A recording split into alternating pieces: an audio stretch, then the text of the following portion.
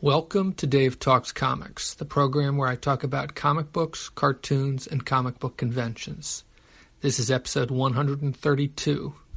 I will be talking about comic books I read in the first 3 months of 2016 and some things I watched, mostly comic book related, mostly TV shows. This episode is a little disjointed. I made 2 recordings about a month apart, so it will sound like I am wrapping things up at the end of the first part, but there is a second, shorter part where I talk about things I forgot to mention in the first part. All past episodes can be streamed or downloaded from the program's website, davetalkscomics.com. In addition to the program's website, this podcast can also be found on iTunes, Stitcher, and Facebook.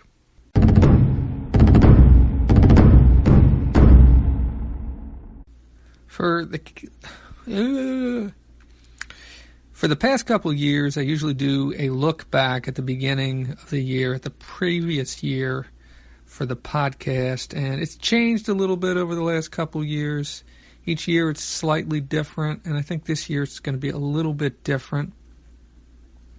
In this first installment, I'm going to talk about some stuff I read last year, most of which I did not talk about on the podcast. And in the case I did talk about it on the podcast, I'll tell you which episode to look for in case you're interested in going back and listening to those things, either for the first time or for the second or third time.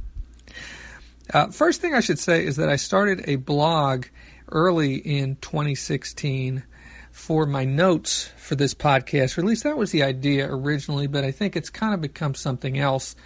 It can be found at davetalkscomicsnotes.blogspot.com, and I believe there are some links within the Dave Talks Comics website, although I really should add a link on the front page to this blog. And so what I do is I make notes after each time I read a comic book, and I post the notes there. And those are there really to remind me of what I read, of what I thought about what I read. And so that when I do, because there's always this big gap between the time that I read comic books and the time that I talk about them, that this gives me a reference for what I thought about it immediately after I read it, or very soon after I read it. I usually write these within a day after I've read it, sometimes immediately after I've read the particular material. But it has kind of become let me put it this way. When I started to do this podcast, and I've said this once or twice, and I think probably specifically very early on in the podcast and maybe on these year in review episodes, part of the reason why I'm doing this is to preserve my memories of these comic books that I've read. Not just both what happened in the comic books and also my reactions to what happened in the comic books. Because quite often, I will go back and look at these things, and even just a year or two later, I will have completely forgotten about something.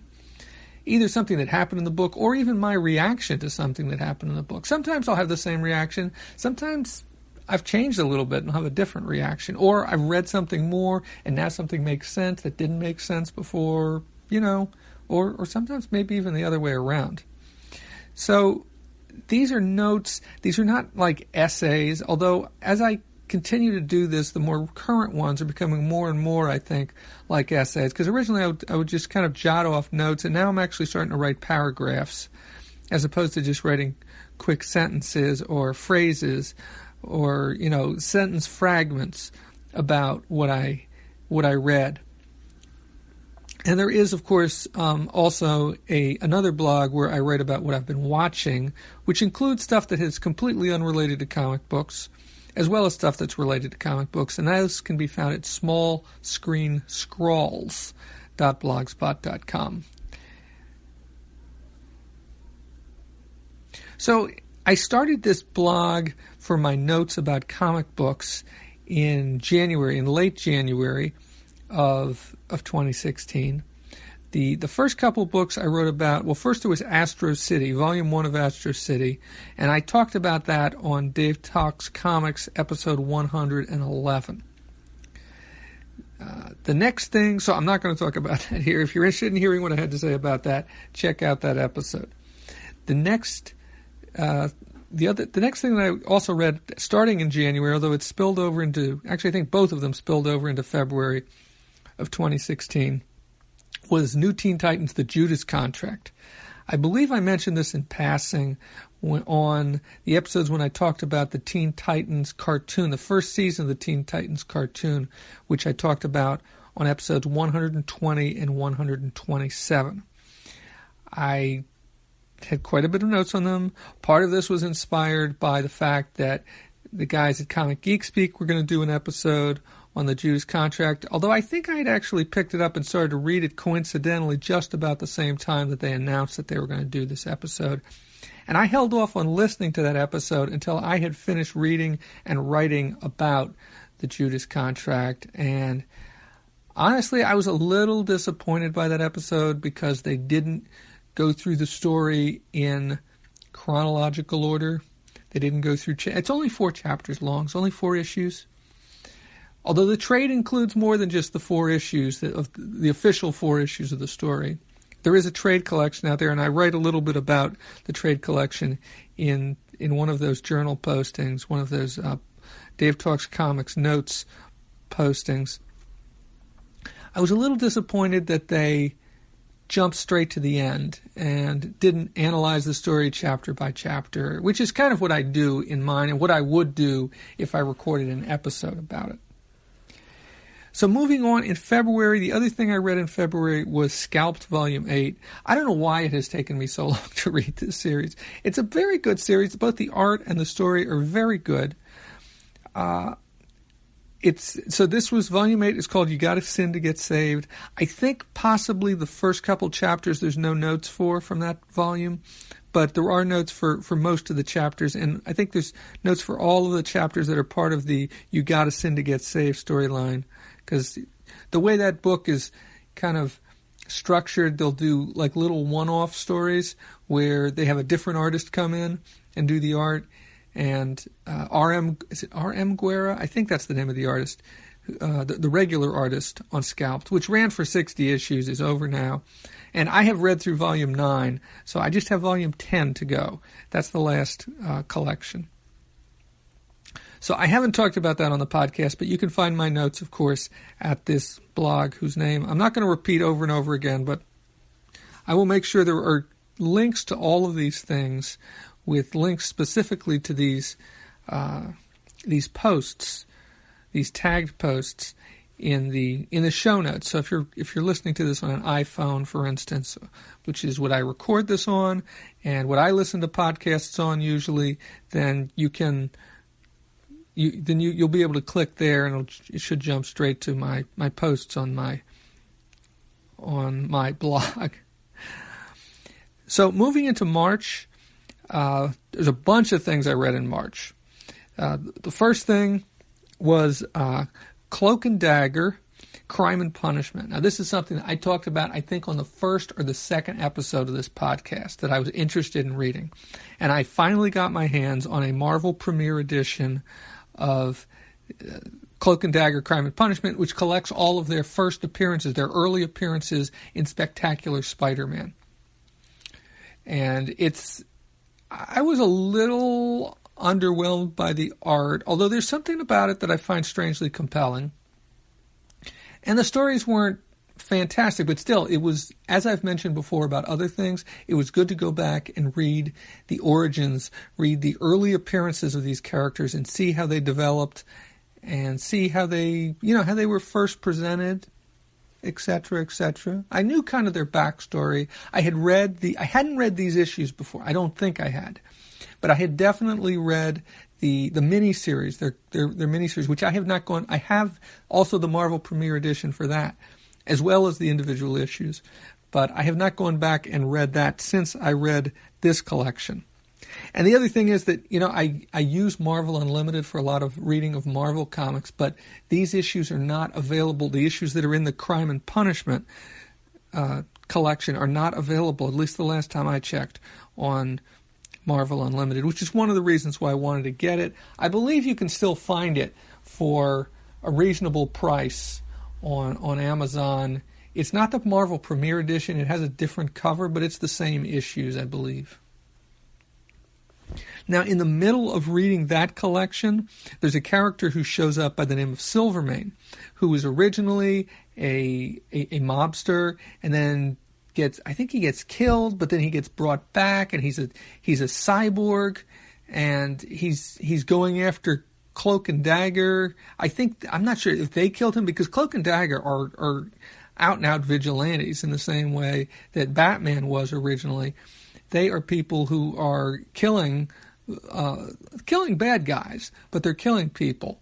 They are, judge, jury, and executioner of people. And I believe they killed Silvermane. You'd have to read the collection too, and it might be in my notes in the blog. But anyway, when I did a little bit of research on Silvermane, that led me back to another story that Silvermane appeared in. And those issues were all on the Marvel Unlimited. There's also a printed collection of it, and the story is called A New Goblin, and it ran in Amazing Spider-Man 176 to 180. So this was after the original Green Goblin had been killed, and this was the second Green Goblin. I believe it was the second Green Goblin, or maybe it was even the third Green Goblin to show up. And it's an interesting story because it's not clear exactly who this Green Goblin is, because the original Green Goblin is dead. It is not the original Green Goblin come back, but who is it exactly? And I thought it was a pretty neat story, and I enjoyed it. I believe the artwork was by, I'm drawing a blank now. I should probably use my website to find out exactly who the artist was. Oh, it was Ross Andrew, right, and Tony DeZuniga. Okay, and it was written by Len Wein. Excellent, very nice. This is the nice thing about having these notes. I can just click and find, because I like to put in there not just what happened in the book, but I also put in the title of the story, the creators, the month and year of the issue, the cover month and year of the issue, and of course, and then my notes on it, what happened and what I thought about it. So after I read that, then I kind of got back into Cloak and Dagger, Crime and Punishment. I finished that off. Now the stories in Cloak and Dagger, Crime and Punishment all appeared in Spectacular Spider-Man. A New Goblin was all from Amazing Spider-Man, but they were kind of from, I think A New Goblin was from like the late 70s, and Crime and Punishment was from like the early 80s. So they're kind of in the same era. About this time, I was also getting back into Legion of Superheroes, the Great Darkness Saga, and I read issues 293 and 294, which I talked about on episode 112 of the podcast. After that, I got into The Shadow, Blood and Judgment. This was a collection I picked up at Appleseed Comic-Con. I'm not sure if it was 2014 or 2015, probably 2014, but I'm not sure. And this was written and drawn by Howard Chaykin. It was originally appeared in 1986. It was a 4-issue miniseries, and I had picked up a trade paperback collection of it, and I enjoyed it quite a bit. It wasn't exactly the Shadow that I was familiar with, but to be perfectly honest, I did not know as much about the Shadow as I thought I did. My memories of the Shadow were all from a couple of episodes of the radio program. And last summer, I went to in the summer of 2016, I went to the, a Pulp Fest, yes, in Columbus, Ohio. And I bought a collection which has 2 stories of the Shadow. These are published. In fact, I've got it sitting right here on my desk because I'm just that disorganized. These are published by Sanctum Books, which is run by, what's his name? Anthony Tolan. By Anthony Tolan, who is a colorist, I believe, a comic book colorist, because I was familiar with his name from there. And it was funny because when I was at the con, I talked to him, and I wasn't even aware that he was who I was talking to. I think he had a badge on, but I didn't see the name on the badge, and it was kind of funny. But so I've read one of those stories at this point, which I thought was okay. It wasn't great. It wasn't the one that I bought this collection because there was a story in here that I had heard was supposed to be very good, but it was the second story, and I wanted to read all the stories. So anyway, that's the Shadow. That's a Shadow novel. This is a Shadow comic book, Blood and Judgment, and I thought it was very good. It's Howard Chaykin. It's set in the present, but it makes references to the past. The present at that point being the 1980s, but makes references to the past. Gives you some idea of what the Shadow's background was.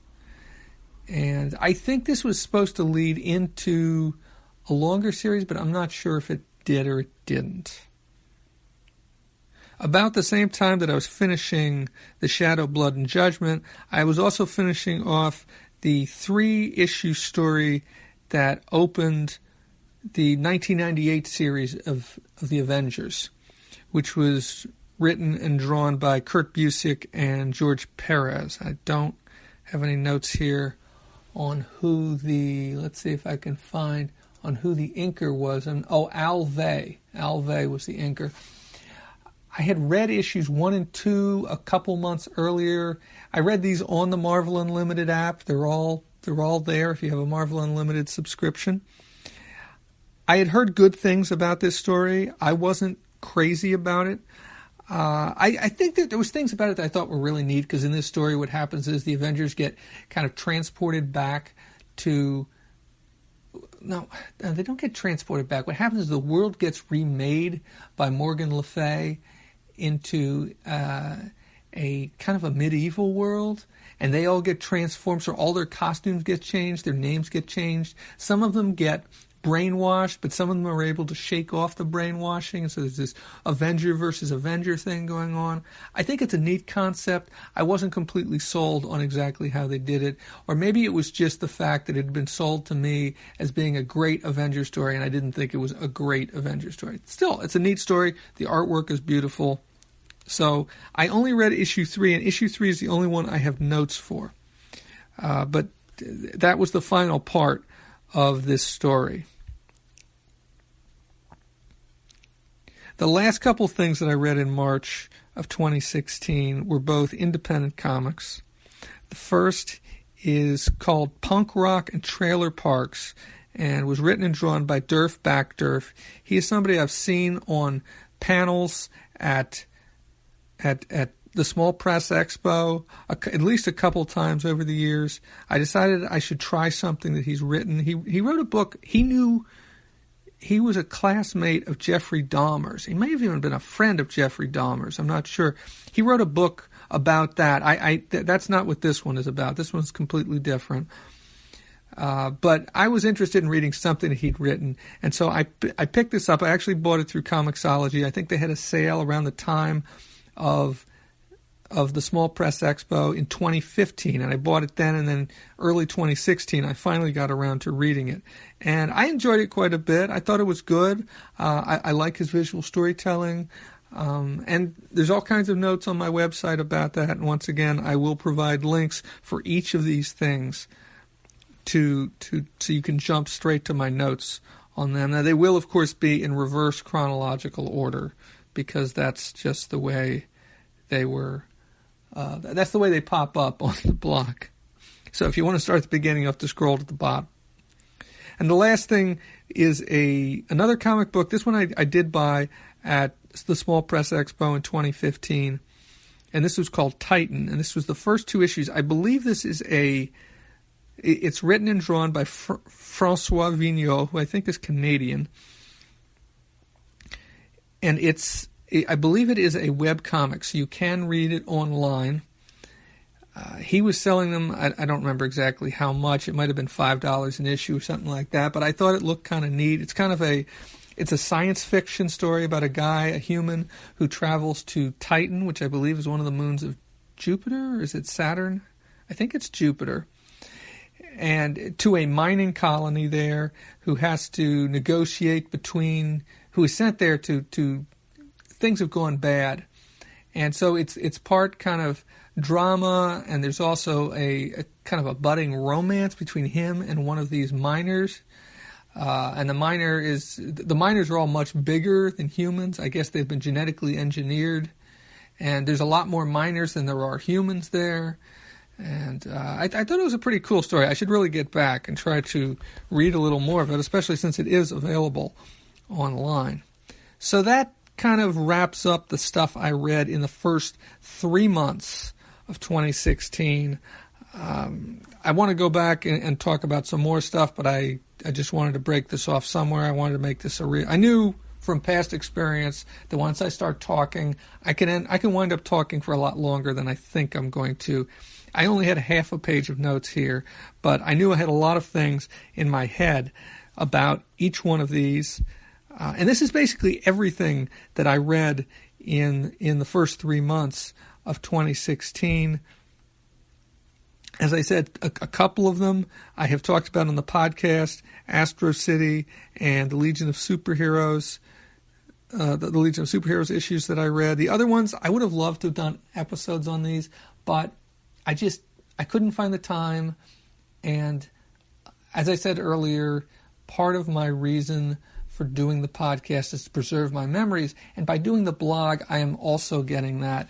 Now, the podcast allows me to present things in a different way, of course, than the blog does. And in some ways, I feel more confident in my presentations in the blog, simply because I can go back and I can edit it, and to my mind, it quite often looks more polished than the podcast does. But at the same time, I think there's probably something to be said for the lack of polish, that the roughness of this podcast sometimes, because I really don't do a lot of editing on the podcast. I will sometimes record things in separate sessions and then, cut and paste them together, but it's kind of rare that I cut anything out, unless, with the exception of like long pauses, because sometimes I do stop and pause when I'm trying to figure out how to continue, or sometimes I'll do that. I will definitely cut out those. But other than that, it's much rougher, I feel, and than my blog posts. Although those early blog posts are kind of rough, they're definitely not polished, because I wasn't writing them with the intention of them being the finished product. I was writing them with the intention of those being what I use to help me prepare the podcast. So that's where I'm at for that's what I did for the first quarter of 2016. Maybe there will be more in this episode on the second quarter of 2016. I haven't really looked ahead. I only went through the Dave Talks Comics notes.blogspot.com blog for the first 3 months. So there will be more. I'm just not sure if it will be in this episode or the next episode, or how much longer it'll be before it all comes out. So.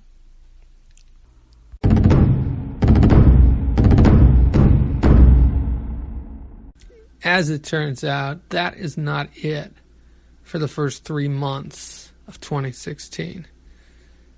I thought about it a little bit, and I looked through my notes again, and I realized there was a few more things that I read in early 2016, and then I also wanted to talk about some things that I watched in 2016.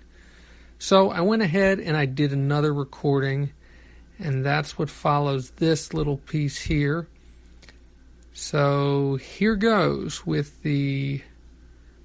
coming next is the rest of my coverage of the first quarter of 2016.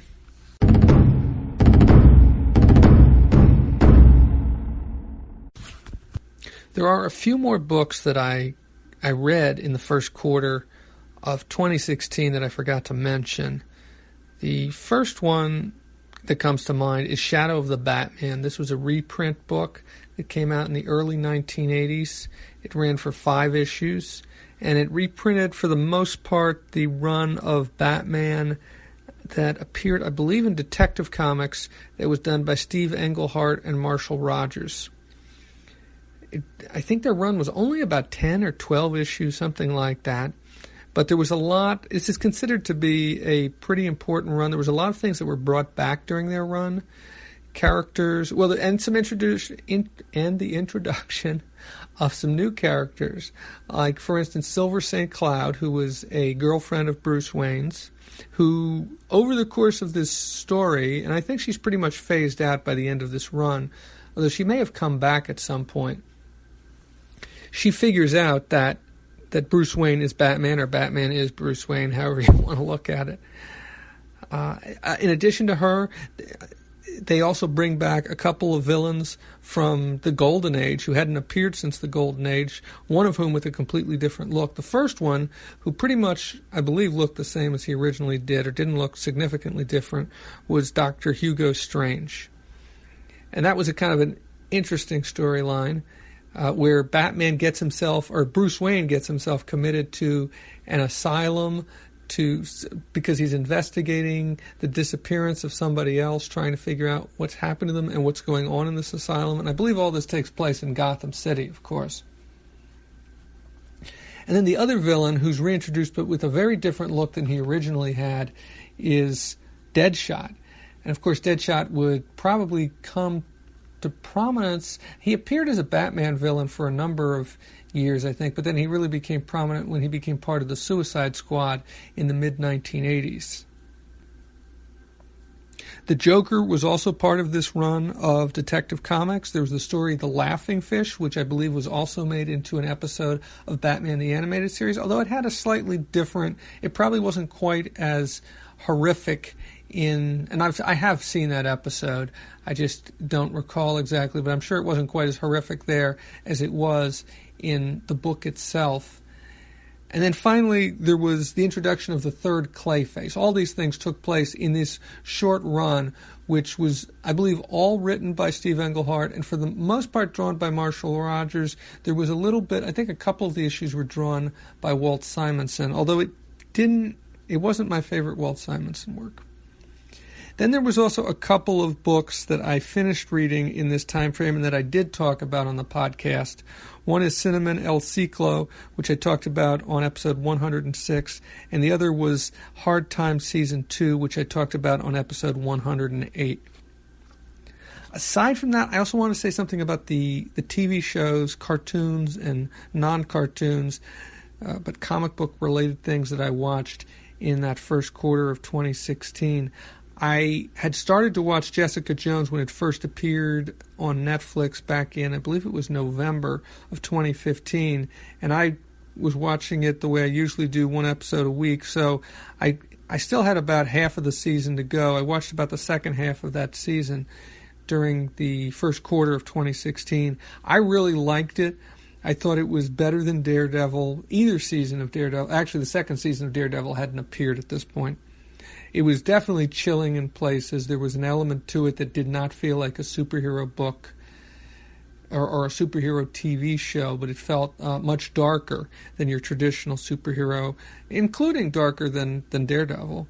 I thought David Tennant was awesome. I thought he was great. I had seen him, I believe I watched all of his run on Doctor Who, as the Doctor, of course. And I thought he was great as the villain, as Kilgrave. Luke Cage really didn't impress me in this series. I think he only showed up in 3 episodes in Jessica Jones, and he, of course, would go on to have his own series after Jessica Jones, which I think premiered back in, was it September of this year? I think it was September of this. Yes, September of last year, September of 2016. And I have done an episode where I talk about, part of which is dedicated to talking about that, and I believe that was episode 132 of the podcast. But there were so many things going on in that first season of Jessica Jones, in addition to the villains and the other heroes that showed up. You also had, well, I guess somebody who in the comic books would become a villain, and that is Mark Simpson, who was the love interest for Trish Walker, or Patsy Walker, who in the comic books, of course, is Hellcat. And Mark Simpson becomes, it's not revealed at first, but he becomes Nuke, who, of course, played a role in Daredevil Born Again, in the end. And I did an episode on Daredevil Born Again. I want to say it was episode 81 or 82 of the podcast. I'm not sure if I can find this. Let me see if I can find this. Episode 63. That's the episode that I talked about, Daredevil Born Again. And as I was saying, Nuke plays a role here, although he isn't really Nuke yet, but he is. And that's all I want to say about that. Sometimes I felt this show was a little rushed or forced, but for the most part I really enjoyed it, and as I said, I enjoyed it more than I did Daredevil. Not that I didn't like Daredevil. In addition to Season 1 of Jessica Jones, I also finished watching Season 2 of Star Wars Clone Wars. And, honestly, I've got to say for the most part, that's a show that I find to be a bit hit and miss. Sometimes I really like the episodes, and sometimes they just kind of, just okay. And sometimes it's obviously playing for a much younger audience, I feel like. And I wasn't, the story at the end of Season 2 is one that involves the introduction of young Boba Fett. And he is not wearing his traditional armor that he wears in the original Star Wars trilogy of films. But it didn't really do it for me, and it wasn't just because he wasn't in the armor. It was just, I don't know, something about the way they played it just didn't work for me. I'm not saying it was awful, it just wasn't my cup of tea. I also started to watch DC's Legends of Tomorrow during the first quarter of 2016. I enjoyed it. I thought it was good. I thought it was fun. I didn't think it was great, but it had its moments. There were some, every now and then they would have one of these great character moments, and I haven't watched Season 2 yet because Season 1 was available on Hulu. But Season 2 is no longer available on Hulu. Season 1 is available on Netflix now. But Season 2 is not. I guess maybe once Season 2 is over, they'll add it to Netflix. I'm not sure. I haven't really checked to see where they are in Season 2 at this point. But considering when I'm recording this, when this episode is going to come out, it's probably going to be a couple more months at least before Season 2 wraps up. Maybe even 3 or 4 more months. And then I started to watch Season 3 of Justice League Unlimited. And I did do an episode on that. I believe that was, that was episode 110 of the podcast. I also talked about another show that I watched, which was Samurai Jack, Season 1 of Samurai Jack on episode 104 of the podcast. And then something I didn't talk about on the podcast, but I thought that was really neat, a movie that I saw, was The Death of Superman Lives. And Superman Lives was a film that was going to be directed by Tim Burton. And it was going to be a Superman film, and this would have been done like in the early 90s, not too long after he did his 2 Batman films. And they show a lot of the concept art, and they talk about the evolution of the movie. And, of course, eventually the movie never really happened. And it would be years and years before the next Superman film. But it really looked interesting. Who knows if they could have actually pulled it off the way that they were talking about.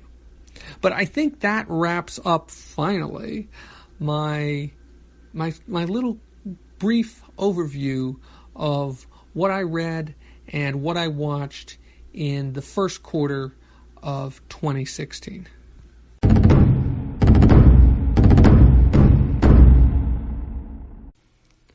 That's it for episode 132.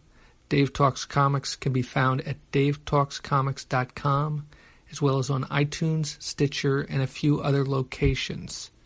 You can find my notes blog at davetalkscomicsnotes.blogspot.com. If you have comments or questions, I can be reached at davetalkscomics@gmail.com, on Twitter at davetalkscomics, or leave a comment on my website. I'm Dave. Thank you for listening.